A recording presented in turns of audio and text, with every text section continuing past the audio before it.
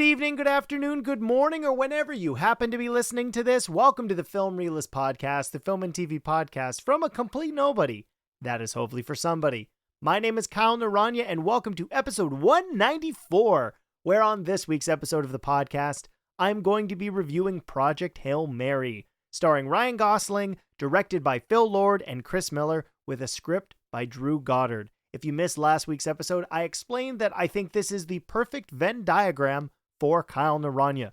As this is a feature film review, there will be a non-spoiler section as well as a spoiler section. So if you've been dodging everything about this and you didn't have a chance to see it, there's no need to worry. The first section of the review is for you, and then once you've seen the film, you can check out the spoiler section, and then to end the show, I will be responding to listener mail and question of the week responses. Let's go into space for a really long time with my Project Hail Mary review. That is a great question.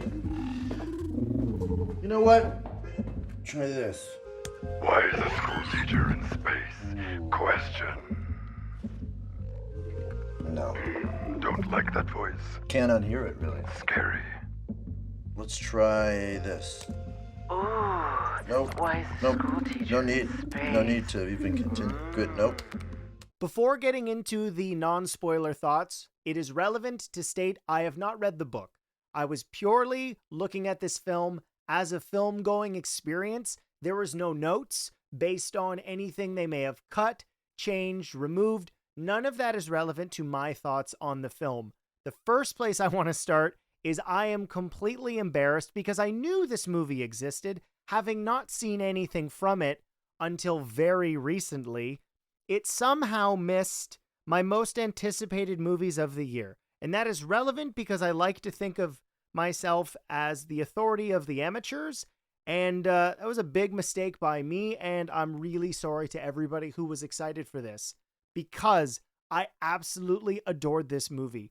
There is something to be said about what Phil Lord and Chris Miller, while working with an incredible screenwriter like Drew Goddard, are able to do and weave in what is such an intimate story in this insane extraterrestrial space with a science fiction concept that is so believable because Andy Weir does take the science in his books incredibly seriously. It all has to be, whether it's theoretical or completely practical, things that human beings are capable of proving. And it could be taken as, wow, this is a real slog.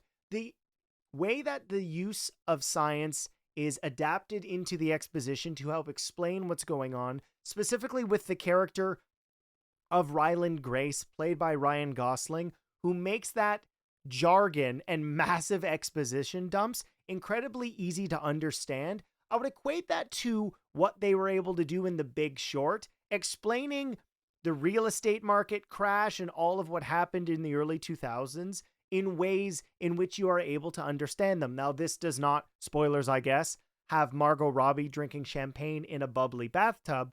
Instead, you have, ironically, her co-star from Barbie, Ryan Gosling, break a lot of this down. And what makes his character so effective in doing that is, as opposed to just being a school teacher, which he is, his expertise is what allows him to be an incredible school teacher in the way that he's able to connect.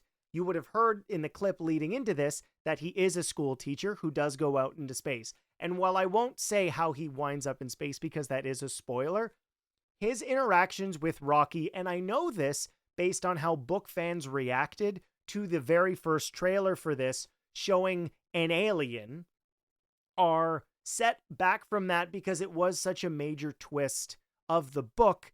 You can't do that with the film. It would probably wind up feeling so much in the marketing material if you only had to have Ryan Gosling on the spaceship by himself, feeling too much like it was derivative of the other Andy Weir novel, The Martian.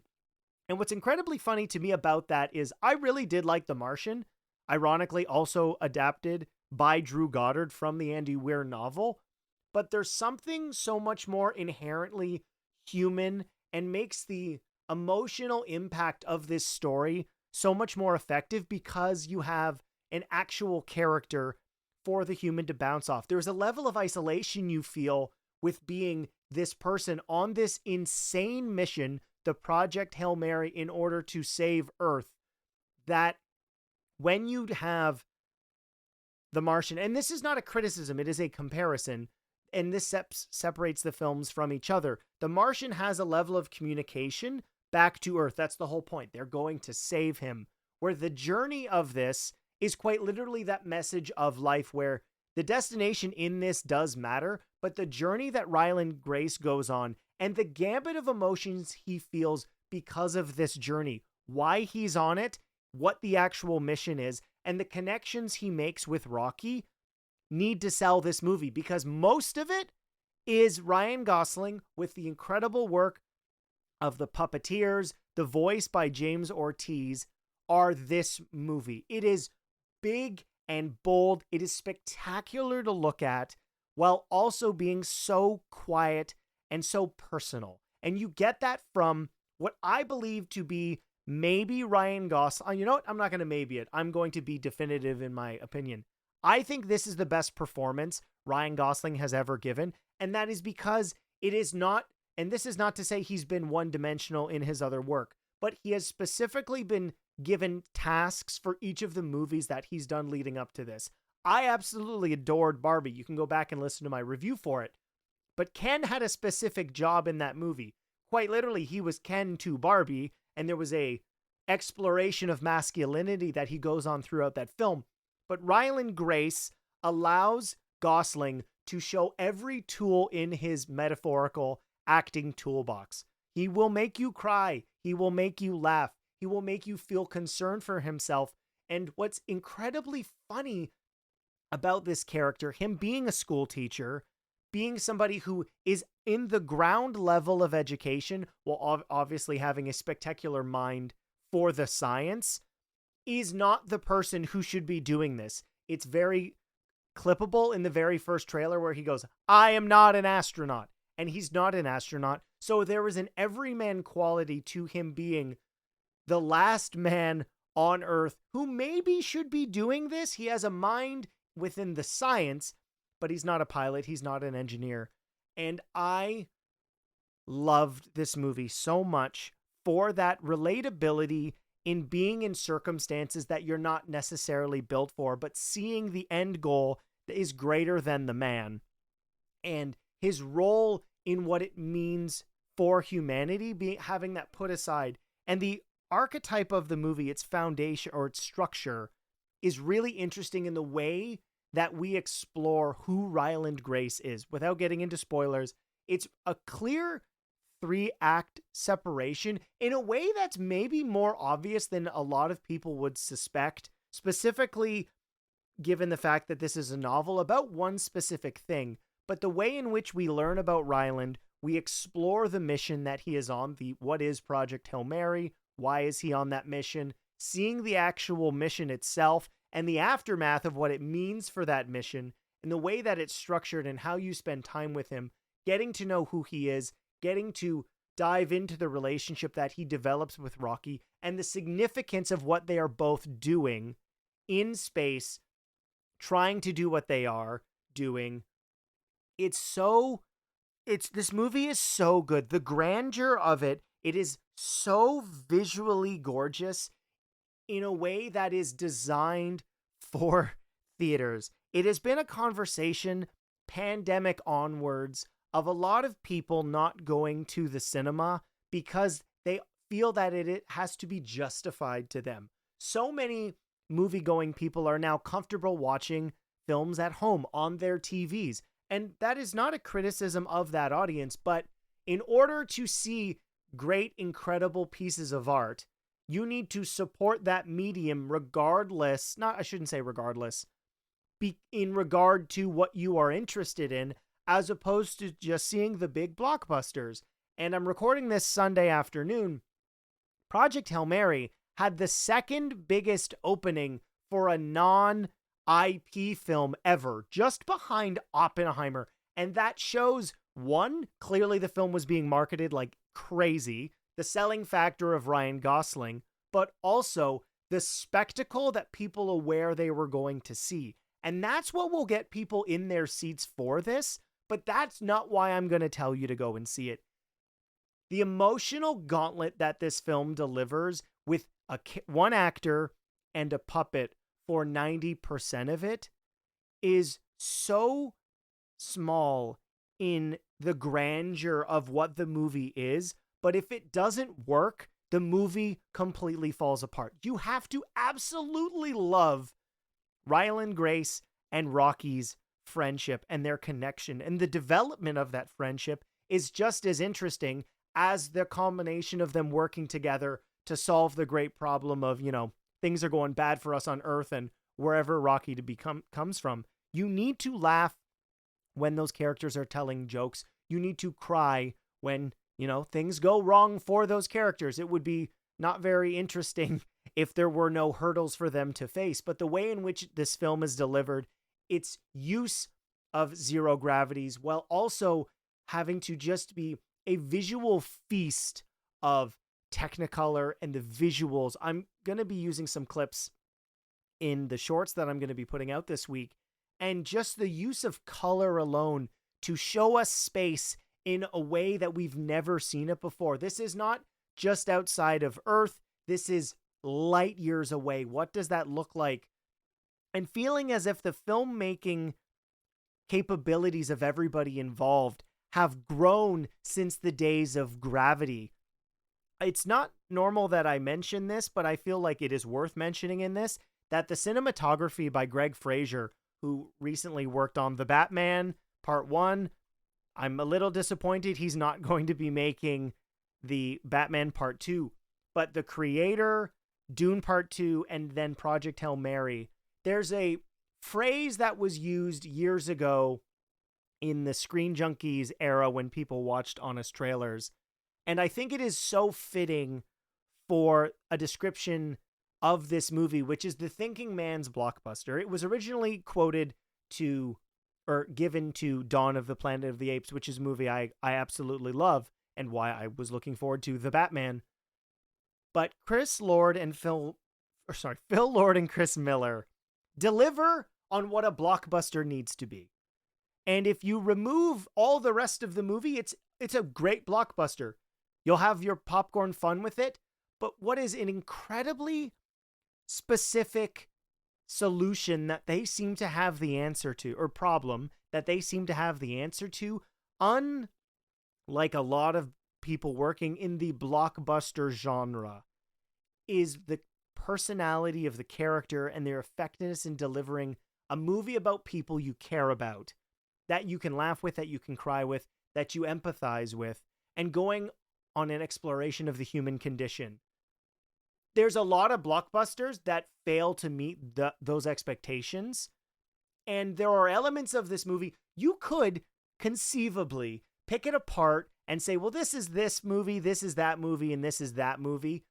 But the way in which they have maneuvered their way through Hollywood, delivering experiences that are succinctly Phil Lord and Chris Miller, and it is incredibly humorous to me that they go through their animation era, they then start making live action films, only to get back to animation after they left solo for creative reasons, to then go to the Spider-Verse, get their feet wet again with animation, and then to come on to Project Hail Mary, which I don't think I'm overstating the fact that I did really like The Martian.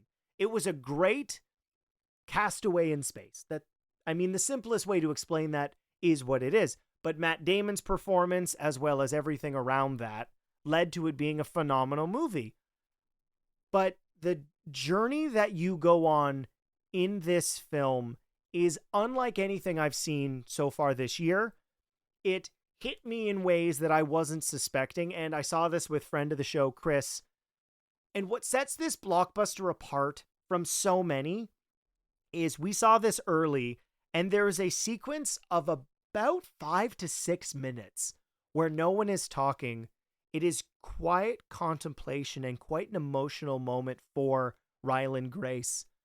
And the audience was completely silent. There was not a moment during that sequence where somebody was talking to another, somebody was getting a question answered or anybody went on their phone, the entire audience was incredibly invested. And that is a success similar to the experience that I certainly had with a film that Greg Fraser made 2 years ago with Dune Part 2, and am incredibly excited for Dune Part 3. But this delivers, Project Hail Mary delivers on every box you would have for a major blockbuster, but also on something that would be in a different category of a personal character drama. I adore this movie. I'm looking forward to taking more people to see it. It's been the movie so far in 2026 that I have recommended more than anything. And there have been some films that I've enjoyed so far this year. But as of right now, this is the best thing I've seen in 2026. And I can't wait to tell you about why in spoilers. So let's go into spoilers. It's been about 15 minutes of just absolute praise, and there's going to be even more in spoilers. So let's get to there next. He has incredible hearing. He can see through walls. Personal space is at a premium. Who is Grace talking to? Question. There's no way you can hear me right now. Can hear. Who are you talking to? You can hear this. Yes, Grace say you can hear this. What about this? Yes. Oh my god. Look at this. Look how far away it is. I mentioned in non-spoilers how the 3-act structure and its utilization in the movie is incredibly effective. That is because the way that the film is executed and delivered to audiences, each act is a clear and distinct portion of the story. When we meet Ryland Grace, he is coming out of his coma, having been sent into space. We learn it was 11 years ago, given how far he has to travel. And given the fact that he was in this coma for 11 years, he has to remember who he is. And this allows the film to have narrative flashbacks to sort of fill in the gaps as he is looking through files, photos, and sort of putting together what exactly has happened to him and why he's in space. We aren't told immediately, but we learn this much later, that he didn't volunteer, that he was actually made to participate, given his expertise with what is dubbed astrophage, which is part of the Petrova lines, which are actually taking away the heat from the sun. This is the major problem that the galaxy is, or the universe is facing. For whatever reason, there is a microorganism that is leaving Venus, going to stars, and drawing their heat away. Thus, as a result, humanity's sun would get colder, and Earth's crops would die. This would affect, obviously, the amount of food that would be on Earth, resulting in who knows what wars, cataclysmic events based on a change in climate. And what's incredibly fascinating about this movie, and I'm surprised that I haven't heard it yet, I'm glad that this isn't the case, is while this movie does deliver an incredibly compelling space adventure, at its core, it is about human capability when united to fight a greater threat. And what's funny about that to me is we are so used to, since the dawn of the 50s, used to extraterrestrial films, Attack of the Martians, or whatever alien it could be. Something is visiting Earth and immediately wants to have a conflict or conquer humanity, because that's been what humanity has done. And I've seen this from an interview with Neil deGrasse Tyson that I really appreciated, which he talks about the reason that we've always seen that from extraterrestrials arriving on Earth is how humanity has reacted when going to an unknown or new place. And the movie's exploration of that concept is it is an organism purely looking to survive, and it is just a repercussion of what they are doing to survive that has resulted in Earth's sun dimming, giving us only about 30 years before humanity would be absolutely doomed. Ryland Grace being someone who had this theory that hydrogen was not required for life to exist because the universe is a vast and complicated place. This is why he's been brought in, but his theory was considered insane, and it resulted in a physical altercation, which is what led him to being just a teacher. And I say just a teacher given, obviously, he has an expertise that is vast throughout the scientific field, but he is obviously doing something much smaller than what everybody else is doing. His recruitment and his expertise of the astrophage, which is slowly revealed to him, similarly to his backstory being slowly revealed to us, is they are going to use this to send out 3 astronauts to find why this one specific star, 11 years away, 11 light years, isn't dimming. That is the ultimate mission, and if they're able to achieve this, they can find out why and hopefully save Earth's sun, our star. It's kind of important, you know, all the planets revolve around it. Pluto used to be one of those, thanks Neil deGrasse Tyson. And that's all in the first act, outside of the reveal, of course, that Ryan Gosling didn't do this by choice.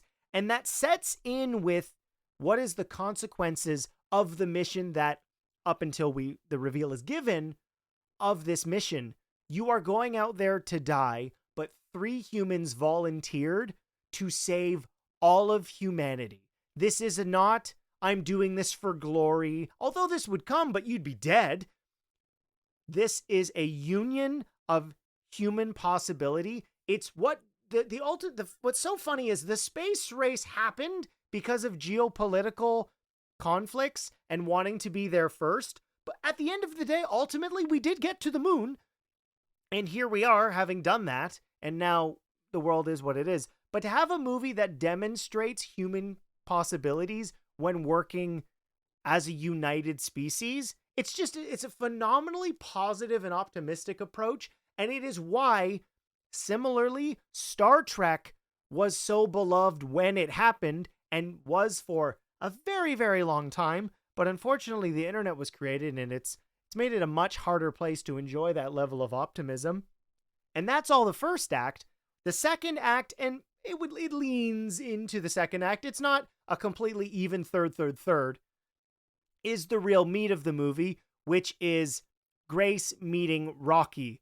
And my God, I was telling someone today that it makes me laugh that there are distinct characters in films that have to work so much more than other characters. You can have humans not necessarily work in movies, maybe not give all consistently the best performances, but there have been moments in cinema like Empire Strikes Back, and this is another great example. You could throw the Muppets in there too, where if the non-living characters being brought to life through puppetry don't work, the movies fall apart. And in an era now where there is essentially some sort of politics in the way we explain how visual effects are used, it's gotten quite frustrating when people tell things have to be purely practical, but in essence they're not, or they're lying about what's been done practically or what's been enhanced with visual effects. And Phil Lord and Chris Miller have an understanding of what the visual medium is capable of and how to best service the story. At the end of the day, if the story doesn't work, the visuals don't matter. If you don't care about the people, they don't matter. And if you don't love Rocky and Grace's relationship, this movie doesn't work.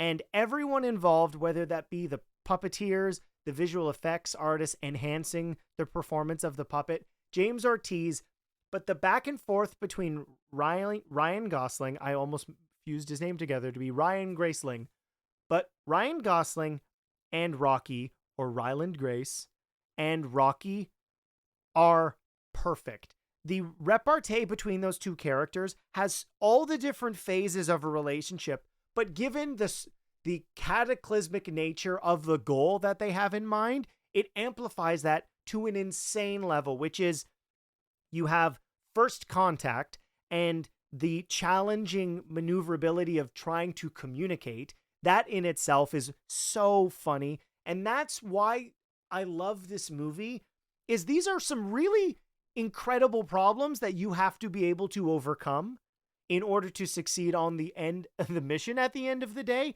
But all of these moments feel so personal and so small given the two characters. It obviously matters that they do these things, but the movie doesn't go, yeah, this is really important, this is really important. Each individual intimate moment is played true to the heart, real, not tongue-in-cheek, trying to be funny. It is humorous given the circumstances, but it is not playing that just to be getting jokes. The movie's humor is so heartwarming because it feels genuine out of what is happening as opposed to just zingers back and forth. Ryland Grace is a funny guy. He is an entertaining personality, but he's not a comedian. There's that level of, I have an expertise in a certain field, and some of that can be funny, but the situational comedy comes out organically, which I really appreciated. And Rocky and Grace's back and forths are so funny, specifically looking at the way that they quite literally see the world, where Rocky's visual capabilities are through echolocation. And obviously we know how humans work. And you will hear that in a clip leading into the spoiler review. In the way that that relationship develops, they go from having to be able to communicate to becoming roommates to becoming the dearest of friends, trying to solve this problem and an understanding of how to figure out how to make the astrophage not eat the cells of Earth. We have to figure out why this is happening. And the solution to that is just as cinematic as the actual just mission through space. But each of the problems have grand solutions, but the way in which it's delivered to us as an audience doesn't make you feel stupid because they make it very easy to understand, with that being visual aids and having it through a conversation as opposed to somebody just sitting down and going, here's how things are happening. But you are enthralled in this relationship and captivated by the performances of the two people or the two characters back and forth. And I loved those characters. And I mentioned in non-spoilers that there's a sequence near the end of the second act where Rocky sacrifices himself to save Grace. They have successfully collected the astrophage, or what they believe is to be a predator cell, circling the other planet that they can use at Tau Ceti. They believe that there is some sort of other bacteria that is a predator to the prey of the astrophage, and that they can use that to save their sons from dying.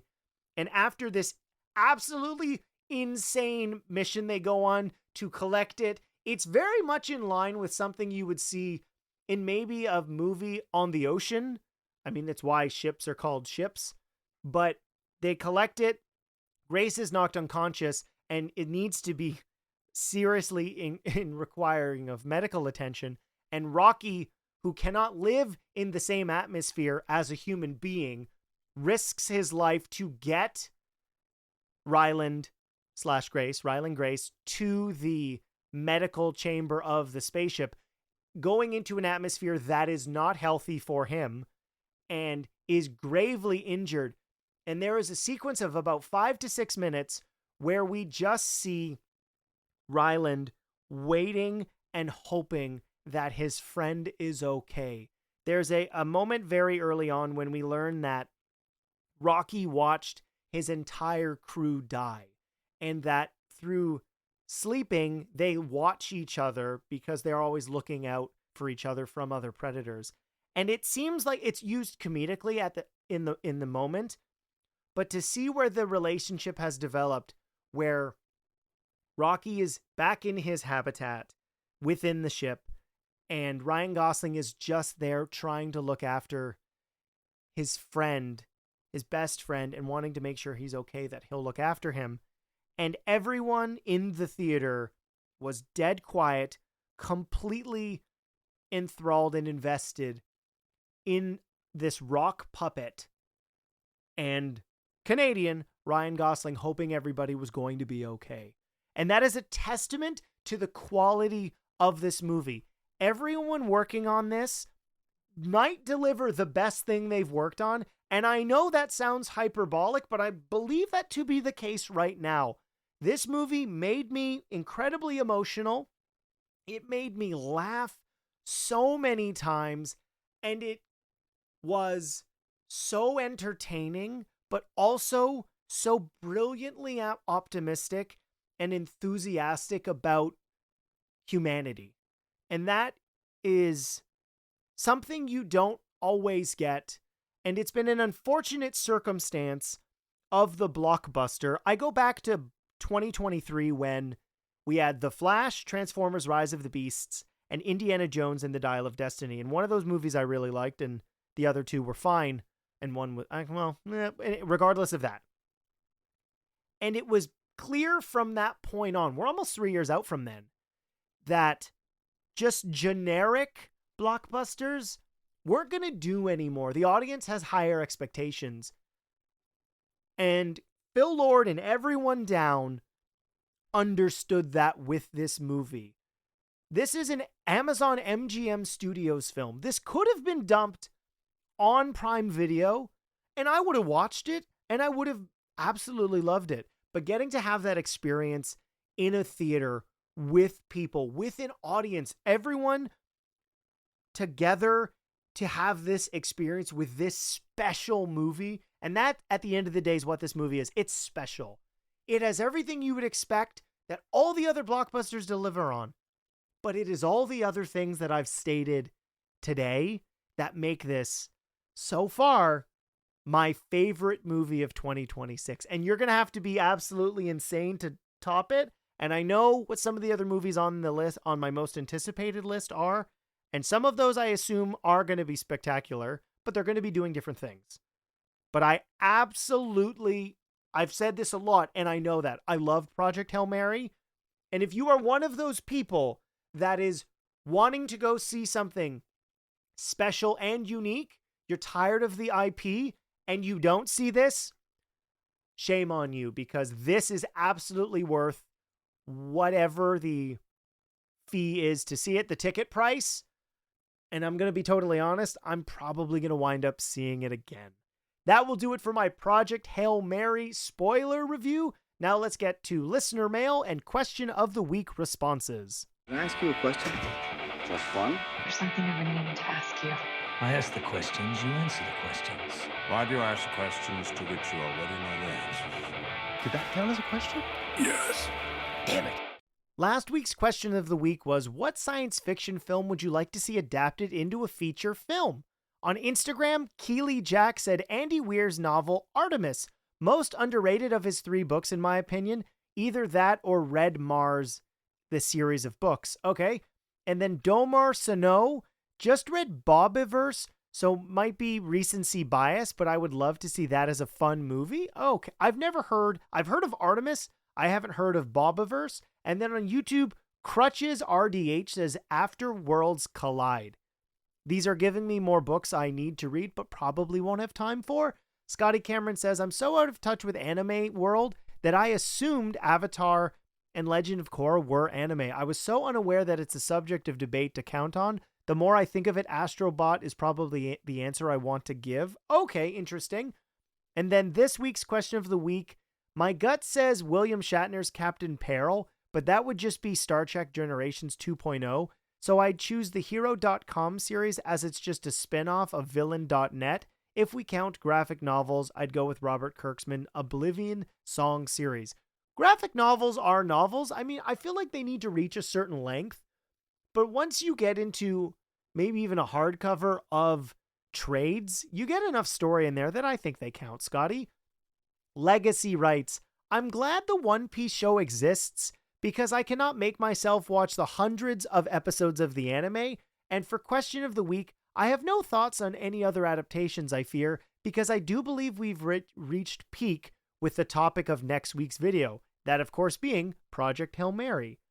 On TikTok, NH Tahir says, Gideon the Ninth, but an animated film only. I love some shout out to animation. Yeti Beardson says, Blind Sight by Peter Watts. Bruno G says, Dawn by Octavia E. Butler. Lord of Gifts, Rendezvous with Rama or Rama? I'm going to go with it's probably Rama. Flammable says, Halo Contact Harvest. I'd be curious if after the television series, if we're actually going to be getting more from that universe in live action. Honestly, it might work better in animation, but Paramount doesn't really do that. And then we have Bad Boy 420. The last 3 books of the Expanse universe need a film adaptation. I want to see Locania on the big screen, the Wrath of the Dark Gods disassembling the ships, Bobby going out in an effin' Valkyrie. Love The Expanse, and I love a shout out to that universe. It's absolutely fantastic. And lastly, we have Dylan Pollock of the Movies to Watch Before You Die podcast. I haven't read many science fiction books, so I guess I'll say one from when I was a kid. The White Fox Chronicles always painted a cool dystopian future that would be relevant now with the fascist government taking over and a young boy leading the resistance. Dylan, I feel like that is a fairly common concept, but its use of dystopia could be really compelling. I think there's been a revitalization of dystopia because of the relevancy now to the world we live in, unfortunately. So yeah, that would be interesting. My problem is unfortunately, I don't read enough books, and the series I'm working on right now is Book Talk's favorite thing right now, which is Dungeon Crawler Carl. I'm almost done the 4th book, which is The Gate of the Feral Gods. It's said to be turning into a TV show, and I think that makes more sense than a film. So I'm hoping it's animation, honestly. It would be really expensive in live action, but we'll see. I don't know where that's going to be wind up being made. So we'll see. I don't know. But on to next week's question of the week. So next week's going to be fun because it's going to be TV related. But my question for the audience is, what introduced you to the Godzilla world? There is a chance it was the animated series in the 1990s. More correctly, what Godzilla film did you see first? And then what has your investment been in the Godzilla universe? Of course, we've had the MonsterVerse for about 11 years now, 12 years now. So I'm really looking forward to hearing what the audience has to say. To answer the question of the week, you can email the podcast, filmreelistspod@gmail.com. You can comment below directly on YouTube and Spotify, or you can always @FilmReelist on any of the social media stuff. Just make sure to include the hashtag QOTW. If you're watching the YouTube version of this podcast, please like, subscribe. I greatly appreciate any of the support that you want to show towards this little show of mine. Thank you so much for listening. My name is Kyle Naranya, and I will see you next time.